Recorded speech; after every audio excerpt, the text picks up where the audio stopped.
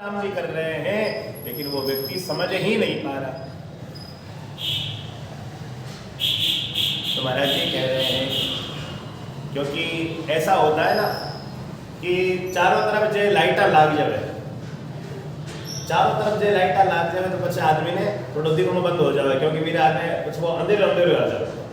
तो उसी प्रकार स्थिति यही है, वो व्यक्ति राम जी को क्यों नहीं पहचान पा रहा? क्योंकि चारों तरफ राम का सूर्य उदय है, चारों तरफ जहां देखो वहां महाराज चलते फिरते राम जी की मूर्ति दिख रही है। वो चारों तरफ राम का प्रकाश होने के कारण वो व्यक्ति मोह के अज्ञान में अंधा हो चुका है और उसको कुछ दिखाई नहीं देता। फिर वो कैसा राम जी कटे हैं, राम जी में देखे। और महाराज लिख रहे हैं, जानी बूझी गेली भई प्यारी पिब के जोग, हरिया बूझी करता रसों बसो विडाने लोग।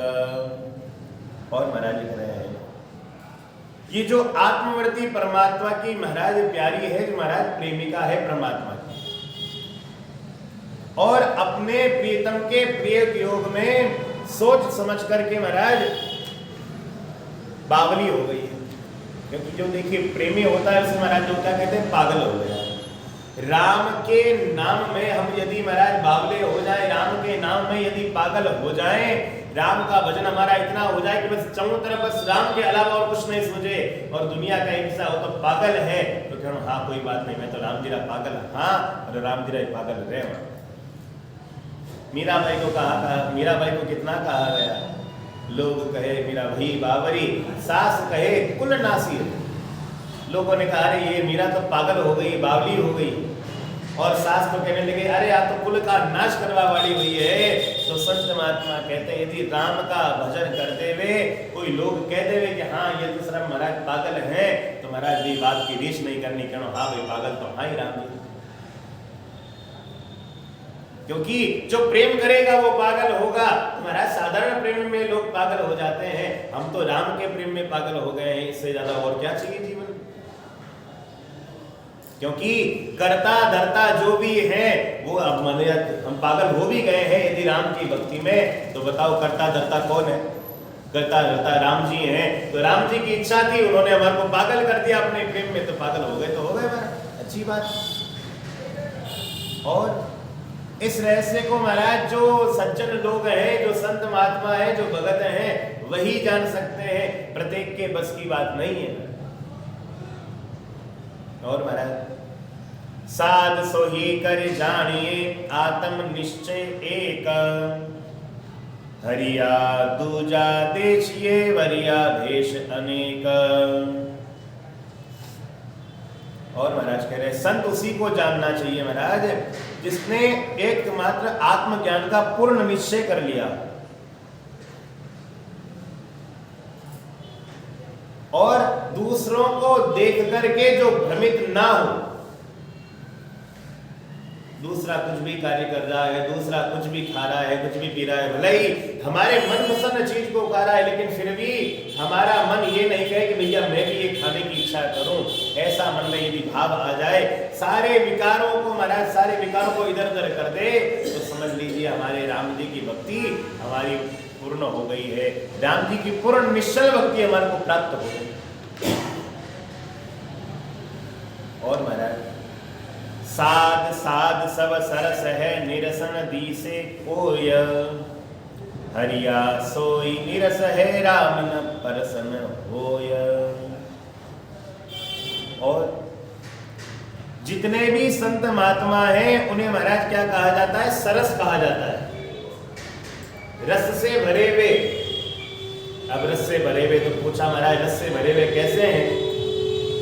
रसम भरोड़ा, कहीं आम का रसम भरोड़ा है कि गन्ना का रसम भरोड़ा है, क्यों भरोड़ा है? तो कहा ना तो आम के रस से भरे ना गन्ने के रस से भरे हैं, वो तो राम के रस से भरे हैं और राम के रस से भरे हुए, इसलिए उनको सरस कहा जाता है। तो फिर महाराज सरस तो ठीक है, जो राम के रस में रसे में समझ में आ गया, सरस हो गया। तो महाराज निरस कौन हुआ? कहा निरस वही व्यक्ति है जिसके घर में, जिसके घट में राम जी महाराज प्रसन्न नहीं होते हैं। जो राम जी महाराज का नाम नहीं लेता है वो व्यक्ति निरस है, बाकी जो राम का नाम लेने वाले सबके सब सरस ही सरस है। और आगे महाराज साध महिमा का अंग लिख रहे हैं। पहरन फाटा पंगरण ओडन टूटा बाण, हरिया नीचरन आविया घाट पटंबर आन। और महाराज लिख रहे हैं, निष्प्रय संत को पहनने के लिए महाराज फटा हुआ कपड़ा, ओढ़ने के लिए कंथा तथा रहने के लिए टूटा फूटा स्थान भी आनंददायक होता है। जो संत होते हैं वो अपनी मस्ती में रचते रहते हैं, कहते हैं ना वावारे मौज फकीरा की। कभी तो सोवे रंग महल में, कभी गुदड़िया लीना की, वावारे मौज फकीरा। महाराज स्थिति ऐसी है, कभी तो महाराज रंग महल में, कभी तो महाराज कोई भगत बुला ले तो महाराज आलिशान बंगले में सो रहे। और कभी कभी स्थिति ऐसी हो जाती है कि महाराज कहीं शमशान के पास में, गांव के बाहर महाराज पेड़ के नीचे भी सोना पड़े तो सोना पड़ता है महाराज, फिर भी प्रसन्नता वही की वही प्रसन्नता। एक राजा अपने राज्य में देख रहे हैं कि महाराज अपने झरोखे में से देखा, रात्रि का समय है, ठंड का समय है, और ठंड के समय महाराज क्या देख रहे हैं कि महात्मा सामने विश्राम कर रहे हैं। अब सामने महात्मा विश्राम कर रहे हैं तो उसी समय एक दूत को कहा, जाओ जाकर के उन संतों को कहना कि महाराज आप यहाँ पर विश्राम मत करिए, आप राजा के महल में आ जाइए। वो दूत गया, दूत ने जाकर के कहा, महात्मन आप यहाँ पर विश्राम मत कीजिए, आप राजा के महल में आ जाइए। महात्मा कहने लगे, भैया हम तो यहाँ बैठे हैं, यहीं पे ठीक है, आपके राजा का महल आपके राजा के पास में रहने दो, राजा को विश्राम करने दो। दूत ने आकर के कह दिया कि महाराज वो महात्मा तो नहीं आ रहे। राजा ने कहा, सर्दी का समय है, महात्मा मर करके समाप्त तो हो जाएंगे, चलो इनको इतना अभिमान है, कोई बात ठीक है। रात्रि हो गई, पूरी रात हो गई, सुबह का समय हुआ, राजा उठे और उठते सबसे पहले कहा, वो महाराज को देखो, महाराज कहाँ है। महाराज जीवता रिया कि गया अपराध है कि नहीं, देखो पता करवाया तो क्या देखते हैं कि महाराज पहले तो वहां बैठे थे, अब दिखाई नहीं दिए, तो जाकर के खोजबीन करी तो क्या करा, पास में ही महाराज शमशान था, शमशान की राख ली और शमशान की राख को सुबह सुबह कोई ताजा मुर्दा मरा था, गरम गरम राख थी, उस राख को लगा लिया और आराम कर लिया, सो गए। राजा को समाचार मिले कि साहब वो तो राख लगा करके महात्मा बैठे हैं। राजा गए, राजा ने जाकर के कहा, महाराज नींद कैसी आई। तो महाराज ने कहा, राजन नींद कुछ आपके जैसी थी, कुछ आपसे बढ़िया थी। अब ये बात कही राजा के, महाराज मेरे जैसी थी, मेरे से बढ़िया थी। तो महाराज मेरे जैसे कैसी नींद थी बताओ आप। अरे मैं तो महाराज डल्लभ के गद्दे पर सोया था, चारों तरफ दास दासियां हवा कर रहे थे, महाराज मुझे तो बड़े आनंद से नींद आई। अब मेरे जैसी नींद कैसे आई। तो महाराज जी कह रहे हैं, राजन एक बात बताओ, नींद जब आती है व्यक्ति को तब जरूरी होता है क्या बिस्तर होना है, कि कोई दरी होना है, कि डल्लभ का बिस्तर है, कि क्या है, कुछ होना जरूरी है क्या। व्यक्ति को जब नींद आ रही है तो महाराज फटी हुई बोरी पे ही आ जाती है, और नींद नहीं आवे तो महाराज कितने ही डल्लभ के गद्दे लगा दो, तो क्या नींद नहीं आ रही, तो नहीं आ रही। और राजन चलो नींद तो आपकी जैसी हो गई, ठीक है महाराज, लेकिन आप कह रहे हो कि मेरे से बढ़िया नींद आई, तो महाराज ये रात में आप सो रहे हो तो आपको मेरे से बढ़िया नींद कैसे आ सकती है। तो महात्मा कहने लगे, राजन एक बात बताओ, तुम डल्लभ के गद्दे पर सोए थे, तो सोने के बाद में भी एक बात बताओ, तुम्हारे मन में चिंता थी कि नहीं थी। तुम्हारा चिंता तो थी, किस बात की चिंता, कि कोई दूसरा राजा आकर के मेरे राज्य को लूट ना ले, कोई चोर आकर के मेरे यहाँ चोरी ना कर ले, इस बात का डर था मुझे। नींद तो आई लेकिन थोड़ा बहुत डर था। और उसी समय महात्मा कहने लगे, बस इसलिए मुझे नींद तुम्हारे से ज्यादा बढ़िया, मुझे किसी प्रकार की कोई चिंता नहीं थी, ना तो मेरे राज्य को लूटने की चिंता है, ना मेरे कोई चोरी होने की चिंता है। हम तो राम जी का भजन करने में व्यस्त है, और राम के नाम को कोई लूट नहीं सकता महाराज, इसलिए आपसे बढ़िया अच्छी नींद हमारे को बढ़िया है। राजा संतों के चरणों में प्रणाम कर गया, वाह महाराज आपने बड़ी अच्छी बात कही। तो यहाँ महाराज जी साध का महिमे का अंग लिख रहे हैं हरि रामदास जी महाराज, और लिख रहे हैं महाराज जी, फटा हुआ कपड़ा, ओढ़ने के लिए कंथा और रहने के लिए टूटा फूटा स्थान भी महात्मा को तो आनंद देने वाला ही होता। श्री सुखदेव जी महाराज अपनी माँ के गर्भ में बैठ करके भगवान का भजन कर रहे हैं। तो महाराज जब काफी वर्ष हो गए, 12 वर्ष हो जन्म नहीं हुआ, तब व्यास जी महाराज कहते हैं अरे बालक सुखदेव जी आप बाहर आ जाओ और आकर के, क्योंकि तुम्हारी माँ को बड़ा कष्ट हो रहा है। अब ये बात कही तो सुखदेव जी कहने लगे अरे पिताजी मैं बाहर तो आ जाऊं, लेकिन बाहर महाराज माया का बड़ा भारी प्रभाव है। मैं तो यहाँ अंदर ठीक हूँ और यहाँ पर बैठ करके बढ़िया भजन बढ़िया जोरदार हो रहा है। बाहर आऊंगा अनेक प्रकार की महाराज कोई बातें होगी, यहाँ बैठ करके भगवान का भजन हो रहा है तो मुझे यहीं बैठने लगी। अब देखिए उन संतों की, देखिए अब माँ के गर्भ में देखिए कितनी जगह होती है, थोड़ी सी जगह होती है, ना हाथ ऊपर कर सके ना पांव ऊपर कर सके, कुछ नहीं कर सके, उल्टे लटके हुए महाराज वहां पर भजन कर रहे हैं, तो भी कह रहे हैं कि हम तो यहाँ आनंद में हैं, प्रभु का भजन कर रहे हैं। और शास्त्र तो यही कहता है संत महात्माओं को तुम्हारा ज्यादा उस आडंबर में रहना ही नहीं चाहिए। वस्त्र भी महाराज 2 जोड़ी वस्त्र रखे, एक वस्त्र महाराज स्नान करा धोए सुखा दिए, दूसरे वस्त्र पहन लिए और महाराज बस सरोवर में गए, सरोवर में जल पी लिया, जितना पीना था उतना पी लिया, बस अपने राम भजन में लीन रहे। और महाराज कह रहे हैं क्योंकि ऐसे जो संत महात्मा हैं महाराज टूटे फूटे स्थान में भी रह करके आनंद में रहते हैं, उनकी दृष्टि में अन्य पाट पाटंबर रेशमी वस्त्र महाराज उनका कोई महत्व नहीं होता है। तो ठीक, नहीं है तो ठीक। कभी तो महाराज एडी स्थिति हुए कि कभी तो बारे जावा जन महाराज लोग 56 व्यंजन प्रकार का व्यंजन लगावे महाराज ओ झीमो महाराज ओ झीमो महाराज ओ झीमो, थाली तो मोटो रख दे महाराज, एक एक ग्रास जिम में तो महाराज पेट भरी है। कभी तो महाराज आनंद ही आनंद 56 भोग लगा रहे हैं और कभी आज स्थिति भेड़ता भरे जन जोड़ी रटपटा मांग मांग के टुकड़े खाते महाराज, चाल चले अमीरा की महाराज, वो बाबा रे मौत फकीरा की बाबा रे। तो महाराज उन संतों को तो महाराज किसी से कोई लेना देना नहीं, पता पाठ पाठम पर कोई दे रहा है तो ठीक है, नहीं दे रहा है तो महाराज कोई बात नहीं, अपने जैसी स्थिति है वैसी स्थिति से चले जा रहे हैं, आनंद में रहते हैं, बस कैसी भी स्थिति हो बस परम आनंद। ऐसे ही संतों की महिमा है। और महाराज पिलंग पथरना पोडने सदाप सहेली संग, हरिया होसी भगति बिना विषय विलासा भंग। और महाराज ऐसे जो लोग हैं जिनके महाराज आराम करने के लिए पलंग साथ में रहे, बिछाने के लिए महाराज मोटे मोटे गद्दे साथ में रहे, और महाराज सदा उनके साथ में संगनी साथ में रहे, तो महाराज जी कह रहे हैं ऐसे जो सुख के साधन है, ऐसे जो विषय विलास के साधन है, वो बड़ा दुख देने वाले होते हैं। साधु को तो सिर्फ जितना अनुकूलता जैसे कुछ मिल जाए बस उसी परिस्थिति में अनुकूल हो जाए, वो साधु है, वो भगत है। ऐसा नहीं कि जावे जात्रा कैसा मांगे तो पाटो को लाग्यो, माने तो को लाग्यो, माने तो को नहीं लाग्यो। जैसी परिस्थिति है, अगला पाटा लगा के जिमावे तो ठीक है, अगलो पाटो नहीं लगावे तो जिम लेवे। जैसा महाराज वैसी परिस्थिति हो, जैसा आ परिस्थिति है, यहाँ कोई बात नहीं है। माने गुरु महाराज रे बात महाराज माने बतावे कभी जन बतावे कि अटू महाराज जैन बारे पदार्था जन दादा गुरुजी रे टाइम महाराज पदार्था जन एक गांव के मैंने गया, एक गांव के मैंने गया जन अब बटे गांव का लोग कभी संत महात्मा ने जानवड़ा नहीं, संत महात्मा ने देखोड़ा नहीं जन वा बटे का जो टाबर है ना सगड़ा गुलाबी कपड़ा पहरोड़ा, तो बेटे महाराज के साथ कम से कम 40-45 संत महात्मा था।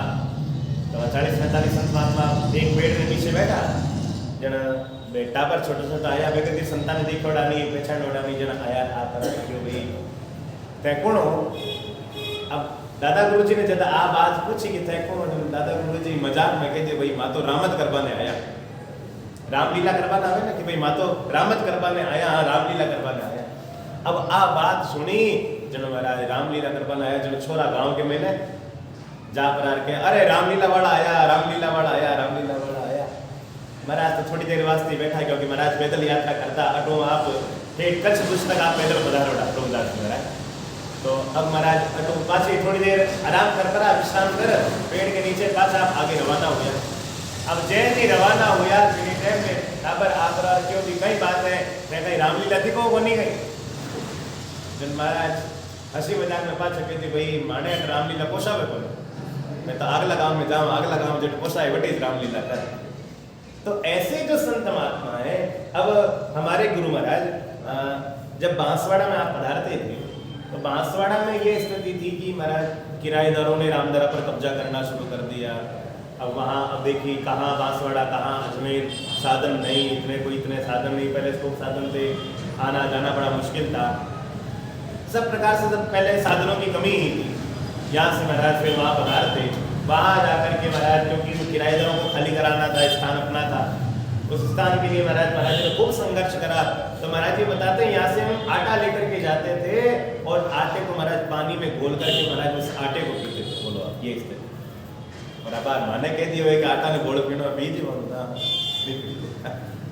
तो उन महाराज जी का जो संघर्ष रहा, गुरु महाराज का संघर्ष रहा, दादा गुरु जी का संघर्ष रहा, अनेक रामदारे जो जिन्होंने लोगों ने कब्जे कर लिए थे उनको छुड़वाया करा, तो उनका जो संघर्ष है वो आज देखिए आज हमारे लिए सुलभता का साधन हो गया, बढ़िया अच्छा साधन हो गया।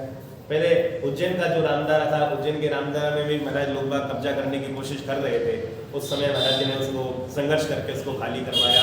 और आज देखिए तीर्थ में एक स्थान है, आज हम उज्जैन जाते हैं तो हमारा ये रहता भाई नहीं अपना रामदारा में रुका और कटी नहीं जाने रुका।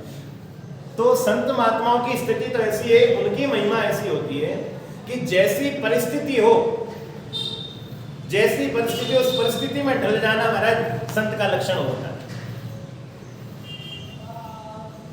अब हमारे गुरु महाराज का देखिए अनेक संतों के बड़े बड़े आश्रमों में जाते हैं, बड़े बड़े कहीं भी जाते हैं, जैसी व्यवस्था मिल रही है, ठीक है। अब महाराज जी के देखिए आज भले ही कितनी कम तकलीफ होगी, भले ही नीचे नहीं बैठा जाता होगा, लेकिन आज भी महाराज जी उस मर्यादा का पालन करते हैं। भाई किसी आचार्य के सामने चले गए, जैसे रेण आचार्य जी हैं, खिड़ापा आचार्य जी हैं, शीतल आचार्य जी हैं, शाकुरा आचार्य जी हैं, तो भी महाराज जी पूरा ध्यान रखते हैं, भले ही कितना कष्ट क्यों ना हो, लेकिन कोशिश ये करते हैं भैया मैं तो नीचे बैठूंगा। भले वो आचार्य जी कहते हैं नहीं महाराज जी आप कुर्सी लेकर के बैठते हैं, नहीं महाराज जी हमारी ये परंपरा है, हमारी ये परंपरा को आप निभाने दी। तो संतों का लक्षण यही होता है कि जैसी भी महाराज परिस्थिति हो उस परिस्थिति में ढल जाए, वही संत है, वही भगत है। और महाराज कह रहे हैं मेरी मिंदर माड़िया शासत का घर बार, हरिया हरि की भगति बिना बस्ती उजड़वार। और महाराज कह रहे हैं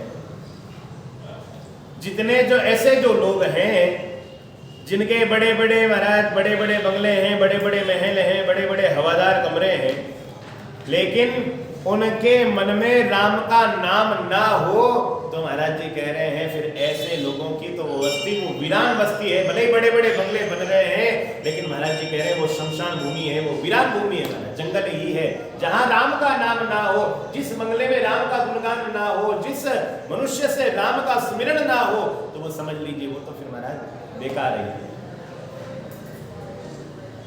और महाराज लिख रहे हैं हरिजन के भूय सोवणो बेसन छप्पर छाहा, जन हरिया छिव दूसरे निजर न आवे ताहा।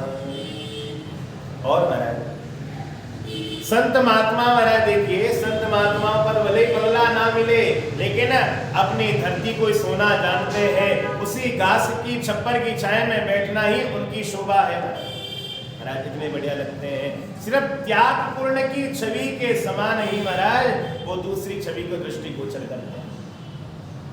क्योंकि यदि हम मन में विचार करें कि हमारे मन में त्याग की वृत्ति आए, त्याग का भाव आए, या ऐसा कुछ भाव आए, तो हमारे मन में देखिए त्याग का भाव आएगा, तब ही हम भगवान की भक्ति को पा पाएंगे।